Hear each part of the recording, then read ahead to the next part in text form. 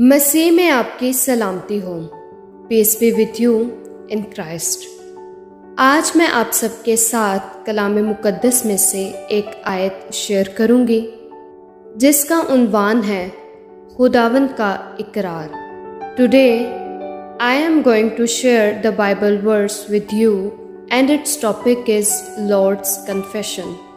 सो आइए अपनी रहनुमाई के लिए कलाम मुकद्दस में से देखते हैं लूका 12 बाब 8 आयत। और मैं तुमसे कहता हूँ कि जो कोई आदमियों के सामने मेरा इकरार करे, इब्ने आदम भी खुदा के फरिश्तों के सामने उसका इकरार करेगा।